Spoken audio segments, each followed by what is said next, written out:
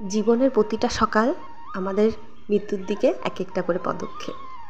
আমরা এক এক করে যে মৃত্যুর দিকে এগিয়ে চলেছি আমরা সেটা বুঝতেই পারছি না। ভাবছি দিনগুলো তো আসছে, ভালো যাচ্ছে, ভালো কাটছে, কিন্তু তার সাথে সাথে যে আমাদের জীবনের এক একটা করে দিন, এক একটা করে সেকেন্ড, এক একটা করে মিনিট ফুরিয়ে আসছে, সেটা কিন্তু আমরা কেউ কখনো ভাবি না। হ্যাঁ, মৃত্যু সকলেরই হবে, একদিন না তো একদিন হবে, কিন্তু কখন, কিভাবে, কোথায় হবে সেটা আমরা জানি না। নমস্কার, কেমন আছো তোমরা সবাই? আশা করছি সকলে খুব ভালো আছো। সঙ্গীতার ঘরকন্যা ওয়াইটি বলে আগে আরও একবার আপনাদের স্বাগত। আজ সকাল সকাল উঠে দেখতেই পারলেন মনোরমা আকাশ। আর এই যে সকালবেলার এগুলো ডিউটি, ঘর জানলা দরজা এগুলো খুলতে হয়, কিন্তু তার আগে আমি উঠেছি আজকে 5:30 6টার দিকে। উঠেছি যখন, সেই টাইমটাকে 5:30টাই বলা যেতে পারে। তো উঠে আমি আগে কুয়োতে জল আনতে গিয়েছিলাম, যেহেতু আমাদের কুয়োয় জল কম থাকে, তো সকলেই উঠেছে অনেকেই। তো আমি উঠে একটু রান্নার জল আনলাম 1 বালতি, আর যেগুলো জামাকাপড় কালকে অন্নপ্রাশন বাড়ি গেছিলাম, তো রাত্রিবেলা গেছিলাম, তো সেই শাড়ি আর ছেলে জামাকাপড়গুলো ধুয়ে দিয়েছি। ওগুলো ধুয়ে দিয়ে এসে ঘরে আবার একটু শুয়েছিলাম। তারপরে এই যে উঠলাম, উঠে এগুলো সব জানলা দরজাগুলো খুললাম। ওরা বাবা ছেলে উঠছিল না, তো ওদেরকেও টাকাটাকি করে উঠিয়ে দিলাম। ওরা গেছে ব্রাশ করতে, তো এই চান্সে আমি ঘরগুলো পরিষ্কার করে নিচ্ছি। আর হ্যাঁ, বলতে ভুলে গেছি, আমি কিন্তু সকালবেলা ব্রাশও করে নিয়েছি। ব্রাশ ট্রাশ করে তারপরে এসে একটু ঘরে শুয়েছিলাম, মানে অত সকাল সকাল তো একটু প্রায় আধা ঘন্টার মতো শুয়ে থাকলাম। তো তারপরে এই যে উঠে গেছি, এখন ঘরগুলো ঝাঁটা দিয়ে নিচ্ছি। আর বিছানাগুলো পরিষ্কার করতে হবে, মানে প্রতিদিনকার ডিউটি আমাদের, যা আপনারা বলতে পারেন গো। আমার না এগুলো করতে করতে মানে ইচ্ছেই করে না। কখনো কখনো মনে হয় কেউ যদি সকালবেলা উঠে এই কাজগুলো করে দিত, আর আমি শুধু সকালবেলা উঠে স্নান ধান করে পুজো দিতাম, তারপরে রান্নাটা করতাম, বা রান্নাটাতেও কেউ আমাকে হেল্প করে দিত। কখনো কখনো এরকম মনে হয় একা হাতে না সংসারের কাজগুলো সব করা যায় না। সে যতই 2টো মানুষ থাকি আর 3টে মানুষ থাকি, প্রতিটা সংসারে একটা মানুষ থাকলেও যা কাজ, সে 10টা মানুষ থাকলেও একই কাজ। 10টা মানুষ থাকলে একটু বেশি হয় কি, রান্নাটা বেশি জনের জন্য করতে হয়, আর বাসন কোসন খুব হয়ে যায়, তখন সেগুলো পরিষ্কার করতে হয়। কিন্তু মেয়ে মানুষরা থাকলে কিন্তু সংসারে অনেকগুলো মেয়ে একসাথে থাকলে কি হয়, কাজগুলো এক এক করে ভাগ ভাগ করে নিয়ে একটু কমে যায়। মানে রান্না বান্নার ব্যাপারটা বলছি, আর বাসন কোসন মাজার ব্যাপারটা বলছি। কিন্তু ঘর দোর বাড়ি ঘর, সে 2টো মানুষ থাকুক, একটা মানুষ থাকুক, সংসারের প্রতিটা কাজ সবারই একই রকম। কিন্তু যেমন প্রতিটা সংসারে কাজ একই, খাওয়া একই, কিন্তু এক একটা সংসারের এক এক রকম ঝামেলা, এক এক রকম অসুবিধা। কারো সংসারের ঝামেলা কখনো কারো সংসারের সাথে মেশে না। হ্যাঁ, কোনোগুলো একটু একটু মিল খায়, কিন্তু সমস্তটা না। কারো সংসারে ঝামেলা হলে কেউ কখনো মেটাতে পারবে না, এটা কিন্তু নিশ্চিত। কারণ যে সংসারে থাকে সেই বুঝে তার সংসারে কীরকম ঝামেলা হচ্ছে। আর এই যে আমাদের গাছে বেগুন হয়েছে, তো কালকে কয়েকটা তুলেছে বিকেলের দিকে, তো সেগুলো আজকে রান্না করব। আর এই যে ঘাটকোলের পাতা দেখতে পাচ্ছেন, এগুলো বাটা খাওয়া আমাদের স্টার্ট হয়ে যাবে। আমরা কিন্তু বলি এগুলাকে চাম কচু, কচুর মতনই, কিন্তু মুখের মধ্যে জ্বালা করে ধরে, কচু যেরকম চুলকোয়, তো আমরা কিন্তু এখানে চাম কচু বলি, আর অনেকে চাম ঘাস বলে এই সাইডটাতে। মানে এক একটা অঞ্চল ভেদে কথার ভাষা আলাদা এক একটা লোকের। তো যাই হোক, এই যে ঝাংলাটা উল্টে পড়ে গেছিলো ওদিনকে হাওয়াতে খুব, তো তারপরে একটু সরিয়ে রেখে দিয়েছি, কারণ বেগুন গাছের উপর পড়ে গিয়েছিলো, বেগুন গাছের একটা ডালও ভেঙেছিল, তো সেখান থেকে আমি ওটা সরিয়ে রেখেছি। এবার একটা লাউ হয়েছে। আর এই যে লঙ্কা গাছ যেহেতু গাড়া হয়েছে, তো বর্ষার সময় আমাদের হয়তো অসুবিধা হবে না। এখন কাপড় চোপড়গুলো দেখছি অনেকটা শুকিয়ে গেছে, তো শাড়িগুলো তুলে নিয়ে যাচ্ছি, শাড়ি নাইটি, আর ছেলের জামা কাপড়গুলো থেকে যাবে। আর এখন গিয়ে আমাকে করতে হবে ঘরের কাজ। ঘরের কাজ মানে খাওয়া দাওয়া হেন তেন। তো তার আগে তোমাদেরকে আমি একটা জিনিস দেখাচ্ছি, এই জিনিসটা তোমরাও করতে পারো। এই দেখুন, নতুন ঝাড়ু কিনেছিলাম বুধবারে। তো বুধবারে যেহেতু আমার ছেলের জন্মবার, বাড়িতে আনিনি, আমার ননদের বাড়িতে রেখে দিয়েছিলাম, তারপরে শুক্রবারে বাড়িতে ঢুকিয়েছি। আর এই যে দেখিয়ে দিলাম, ও ঝাড়ুটা যেহেতু অনেকটা লম্বা, সেলোটেপ দিয়ে দেখুন কতটা ইসে করে দিয়েছি, তাতে ঝাড়ুটা ভাঙবে না। আর ঝাড়ু ঘরে রাখতে গেলে এরকম এমন জায়গায় রাখবেন কারো যেন চোখে না পড়ে।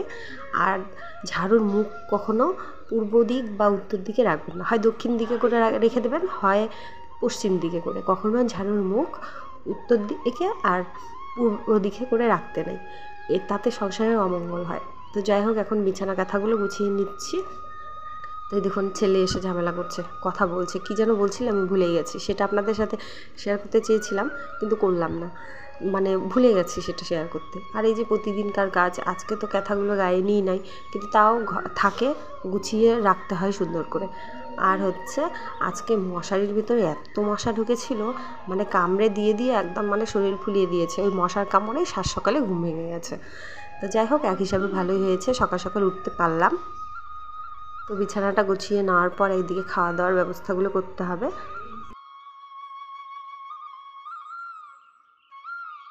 এই যে জল রুটি ছিল, খাইলো, আমি খাচ্ছি। আর এই যে আমাদের একজন আর সকাল সকাল খিদা পায়ে গেছে, বাসি ভাত খাচ্ছে। যাই হোক, এখন আমি এটা খাই। আর এটা লাস্সির প্যাকেটটা রাখছিলাম, ব্যাস ভাবছি খাবো,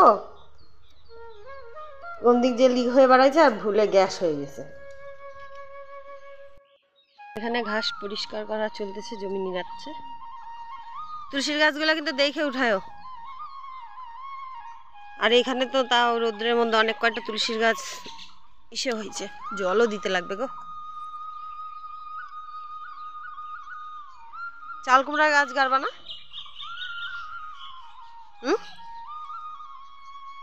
কেউ ওই পাশে কিন্তু চালকুনার অনেকগুলা গাছ বেরোচ্ছে, তো এই জায়গাটা ঠিক করো, চালকুনার গাছ লাগাইলে লাগাও। আর তুলসীর গাছটার গোড়া দিয়ে ওগুলা কিন্তু বলে দিলাম, যেগুলা ছোট ছোট তুলসীর গাছ বেরোচ্ছে ওগুলো দেখে একটু উঠায়। তুলসীর গাছগুলো বাড়িতে লাগাইতে হবে। আমি যাই, কাপড়গুলো মনে হয় শুকাইছে।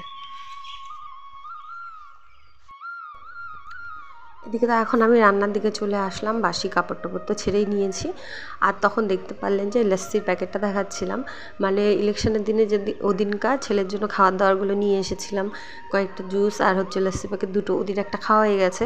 তো ভাবলাম ওটা আজকে যেহেতু একটু চা খেতে ইচ্ছে করছে না, প্রচণ্ড গরম দিয়েছে, তো ভাবলাম কি এই লাস্সিটা গুলে তিনজনে মিলে খাই। ব্যাস বের করতে গিয়ে দেখি একদম ভক করে একদম একটা গন্ধ আসলো, মনে হচ্ছে কিছু মারা টারা গেছে, দই পচলে তো ওরকমই গন্ধ হয়।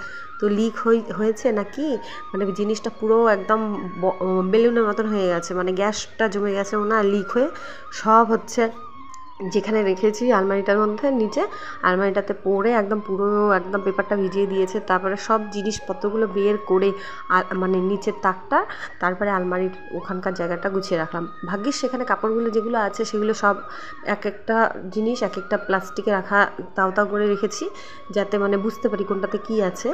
তো ব্যাস, ও ভাগ্যিস কাপড়গুলো হচ্ছে প্লাস্টিকে ছিল বলে হচ্ছে মানে কোনো কিছু লাগেনি, প্লাস্টিকগুলোতে দুই একটাতে লেগেছে, তো ওগুলো হচ্ছে পরিষ্কার করে নিয়েছি। আর ছেলের একটা খেলনা ছিল, ওটা গোটা প্যাকেটটাই ভিজে গেছিলো। তো ব্যাস, তারপরে ওগুলো পরিষ্কার করে এদিকে তারপর হচ্ছে সব কাজগুলো করলাম, ঘরটাও মুছে নিয়েছিলাম। এগুলো হচ্ছে কাজ, মানে লাস্সির প্যাকেটটা যেরকম হয়ে গেছে আমি বুঝতেই পারিনি। তো যাই হোক, যেটা কপালে ছিল সেটাই হয়েছে।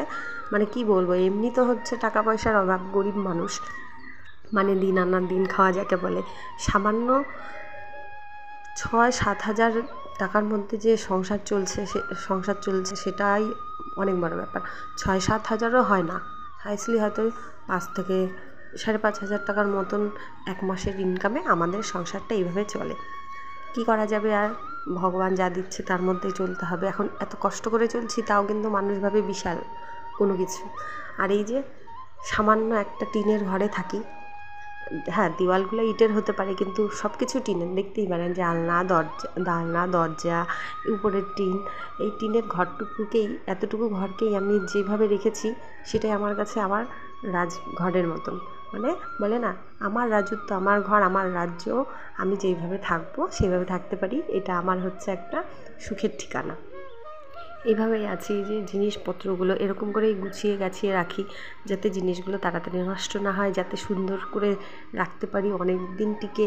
মানে আমাদের সঞ্চয়টা না থাক, কিন্তু যে জিনিসগুলো আমাদের কাছে আছে সেগুলোকে সুন্দর করে যত্ন করে, পুরানো হলেও সেগুলোকে সুন্দর করে রাখার চেষ্টা করি। যেরকম দেখতে পাচ্ছেন এখানে দেখুন, এই যে বাসন মাজা সাবানের কৌটোগুলো, এগুলোকেও আমি ইউজ করি, ব্যবহার করি। আর ছোট ছোট কৌটো কাঠিগুলো যেগুলো আছে ওগুলোও ফেলে দিই না, সব কিছু ঘরের মধ্যে ব্যবহার করার চেষ্টা করি। আর কি করা যাবে। আর হচ্ছে এই যে চাষবাসের কথাটা, মানে যে লঙ্কা গাছ বেগুন গাছ লাগিয়েছি, এই সামান্য নিম্ন মধ্যবিত্ত পরিবারে না, ওগুলো অনেক কাজের জিনিস।